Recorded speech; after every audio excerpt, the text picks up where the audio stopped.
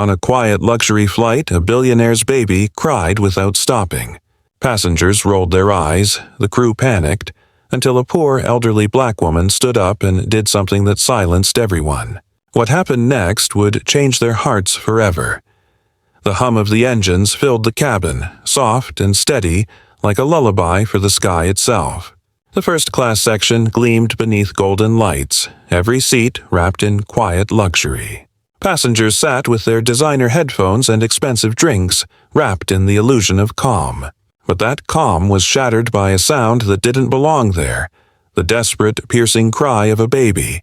It sliced through the silence, echoing off the leather seats and crystal glasses. A few passengers flinched. Others sighed, annoyed. The noise kept growing louder, rawer, more helpless, until it seemed like even the air itself trembled. The source of the chaos sat in the front row.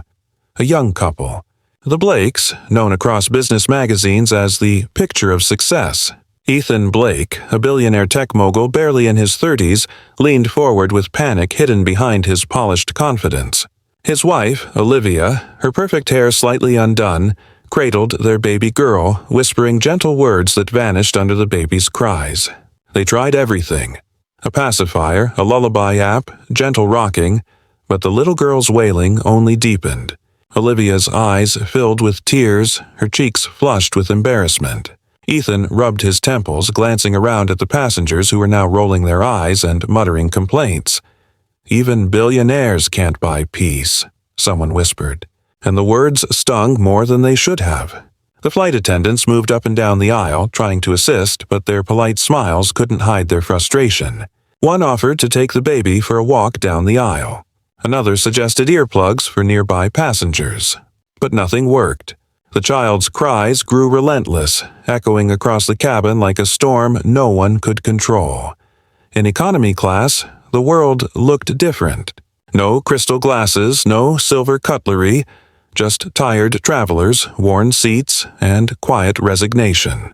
Among them sat Mrs. Loretta Brown, a poor, elderly black woman in a faded cardigan.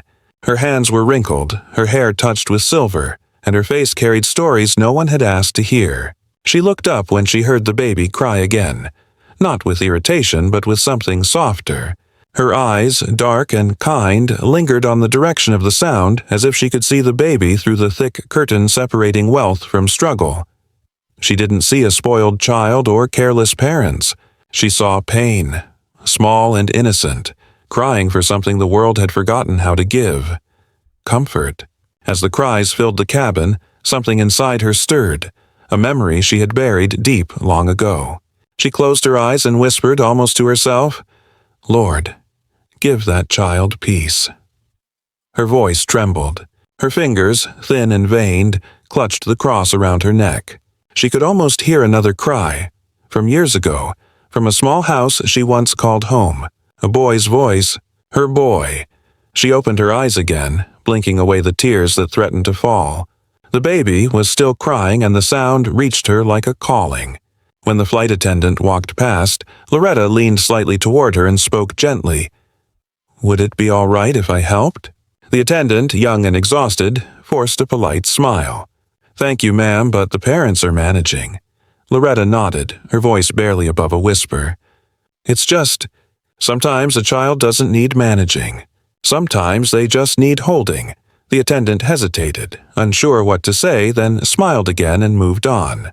Loretta sighed softly and looked out the window. The clouds floated peacefully below, soft, endless, untouched by the troubles of the cabin. The contrast made her heart ache. She thought about how life had placed her in this seat, far from comfort but close to truth.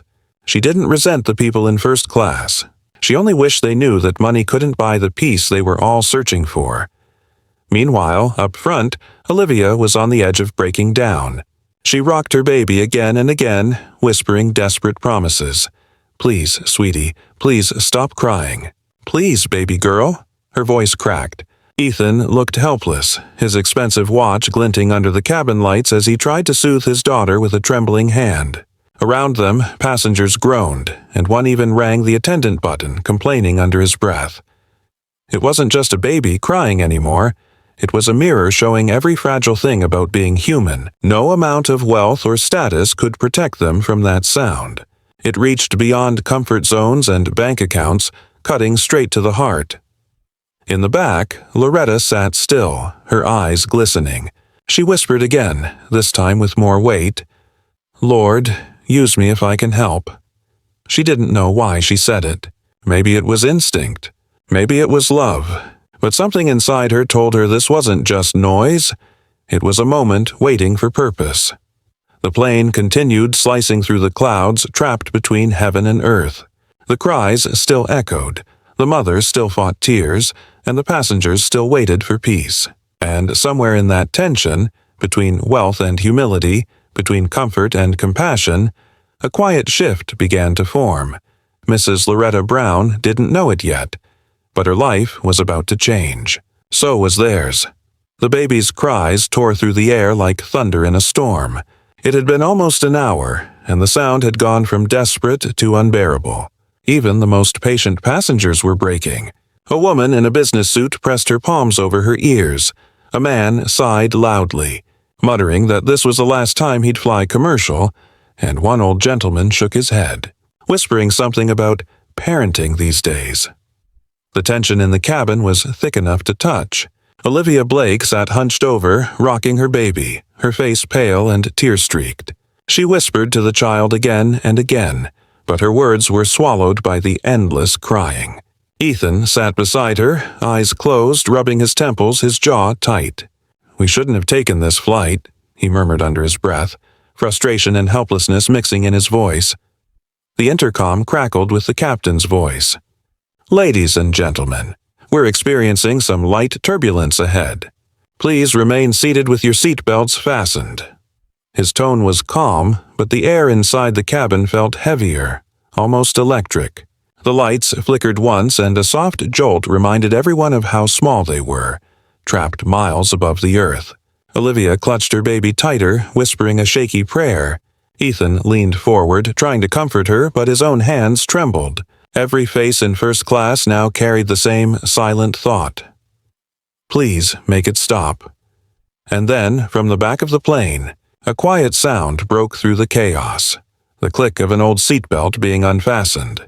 Mrs. Loretta Brown slowly rose from her seat in economy. Her faded cardigan hung loose around her shoulders, and her steps were slow, careful. The passengers nearby looked up, startled. One young man frowned and whispered, "Where's she going?" Another rolled her eyes, assuming the old woman was confused. But Loretta's expression was calm, her purpose steady. She held onto the armrest of each seat as she walked down the narrow aisle, the hum of the engines growing louder around her. When she reached the thick curtain separating economy from first class, a flight attendant stepped in front of her. "Ma'am," the attendant whispered, keeping her voice low so as not to draw attention, "this section is restricted. Please return to your seat," but Loretta didn't move back. She met the attendant's eyes, and for a moment her voice carried more strength than her frail body should have held. "That baby doesn't need rules right now," she said softly. "That baby needs comfort, not judgment." The attendant froze. Something about the woman's tone, the quiet conviction in her words, made her hesitate. Loretta waited only a moment before gently parting the curtain with her hand and stepping through. The room fell silent. All eyes turned toward her, the poor old woman standing in a sea of luxury.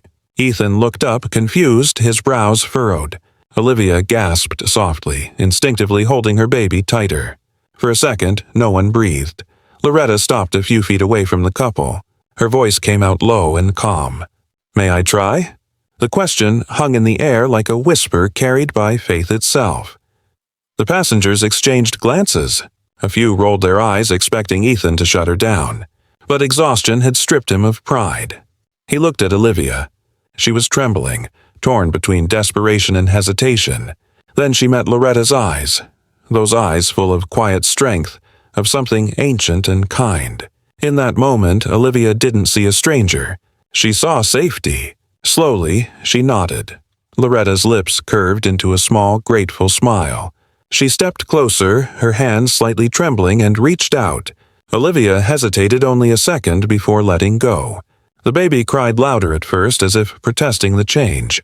But then Loretta gathered the little one against her chest, her wrinkled hands moving with a tenderness that came from years of love and loss. She swayed gently, her voice rising in a hum, deep, rhythmic, almost spiritual.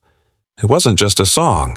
It was something older, a melody carried through generations, a lullaby that had once lived in wooden porches and candlelit rooms. Her voice filled the air, soft but powerful, each note wrapping around the baby like a warm blanket. Slowly, the cries weakened, then faded, replaced by quiet breathing. The cabin fell silent, completely still. Even the engines seemed to hum in harmony with her tune. Olivia covered her mouth, her eyes wide with disbelief. Ethan stared, his throat tightening, his vision blurring for reasons he couldn't explain. Around them, people leaned forward in awe. The sound of that old lullaby seemed to reach everyone, a language no one had heard before but somehow understood. As the final note lingered in the air, Loretta looked down at the now sleeping baby.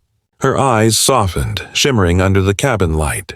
She whispered more to herself than anyone else. There now. Peace, just like the good Lord promised. Olivia exhaled shakily, tears spilling over. How did you do that?" she whispered. Ethan turned away, blinking hard, unable to speak. Loretta only smiled faintly, her voice barely above a breath. "Some songs never die," she said, gently rocking the baby once more. And in that moment, the whole plane seemed to breathe again. The plane drifted through calm, endless skies now, its engines humming like a distant lullaby. The chaos from earlier had melted into silence, a rare, sacred kind of quiet that no one dared disturb. The baby slept peacefully, her tiny chest rising and falling against the soft fabric of Loretta's cardigan. Around them, passengers sat in stillness, some with hands folded, others with eyes closed, as if afraid to break the spell that had fallen over the cabin. A few quietly lifted their phones, not to chase likes or views, but to capture something they knew was pure, a moment of real humanity floating thousands of feet above the world. Loretta sat beside Olivia now, her body slightly leaned back, her hands gently cradling the baby. Olivia watched her in awe, her own eyes red from crying, her heart still trembling from the emotion of it all. "You saved us," she whispered, her voice soft and shaky. "How did you know what to do?"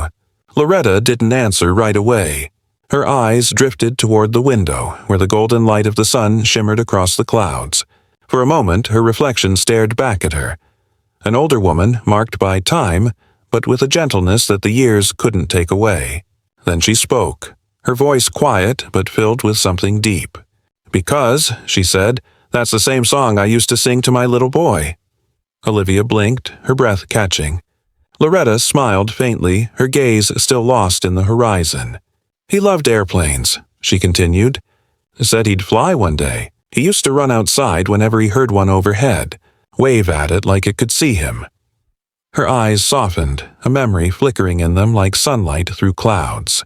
He'd say, "Mama, I'm going to go where the sky never ends," and I'd tell him, "Then you better take my prayers with you." The air in the cabin seemed to still completely. Even the hum of the engines felt quieter now.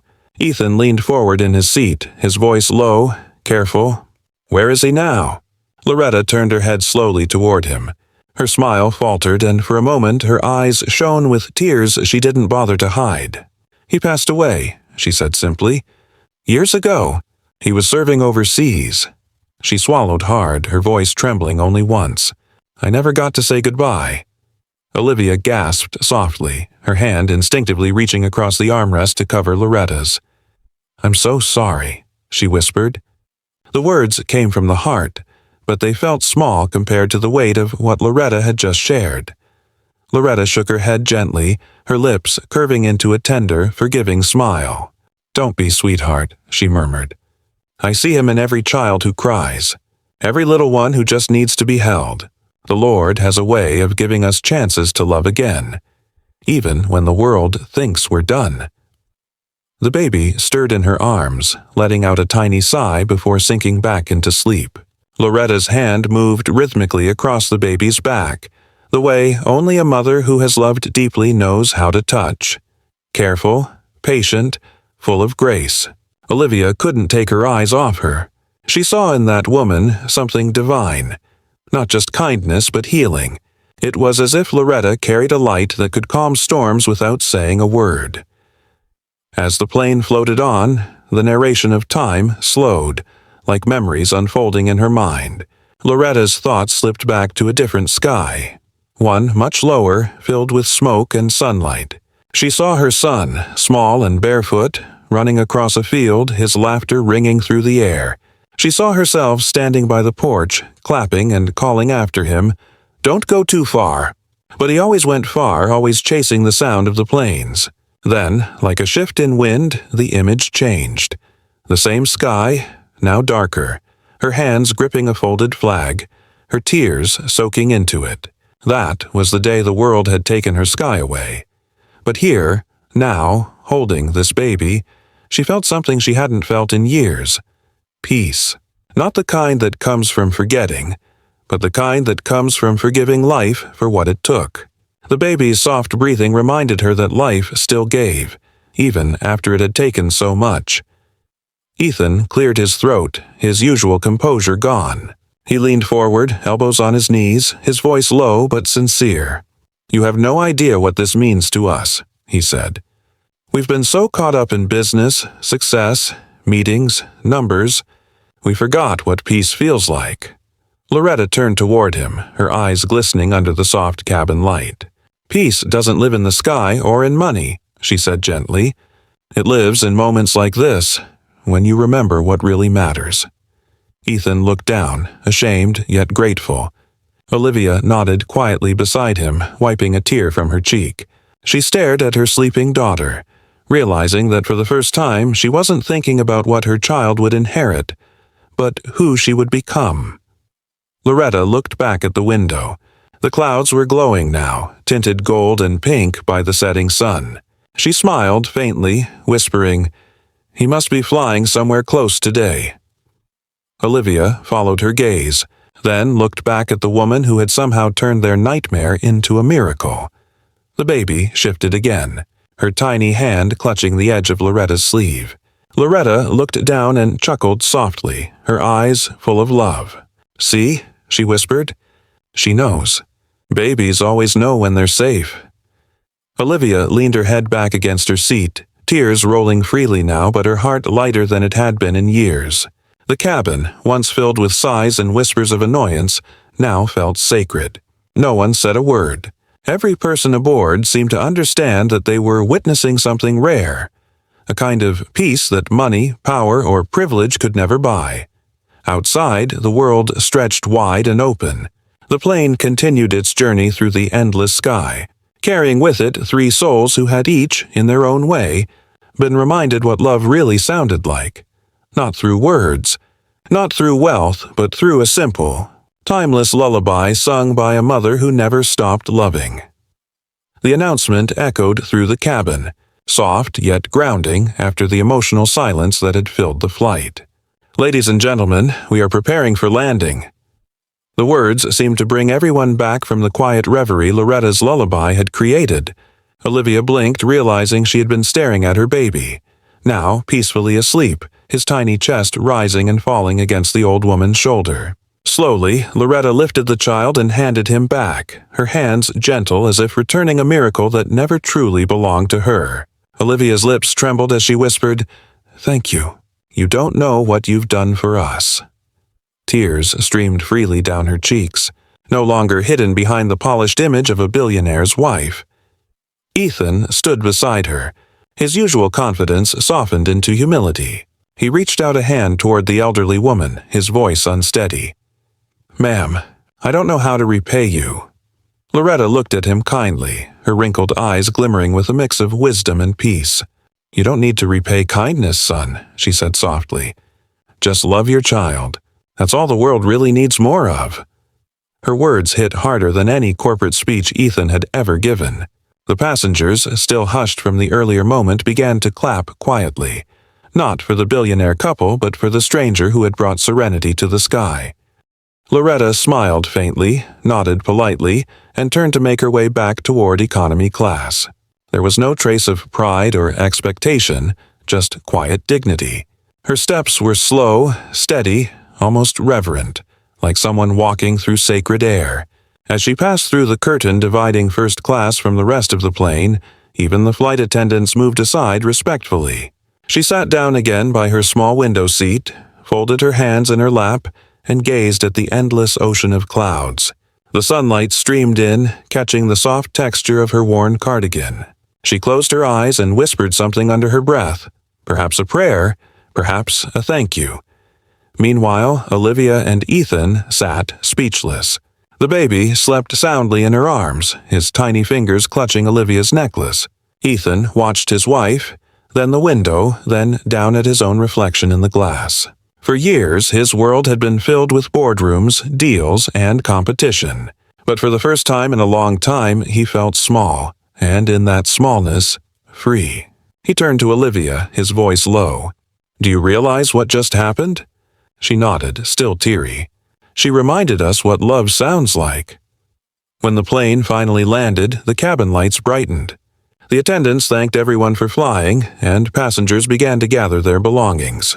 Ethan and Olivia decided to wait, letting everyone else disembark first. They wanted to thank Loretta again, properly this time, to offer her something, anything for what she had given them. But when they reached economy, the seat where she had been sitting was empty, the blanket folded neatly, her seatbelt perfectly aligned. On the seat lay a single white handkerchief, delicately embroidered with the name Samuel.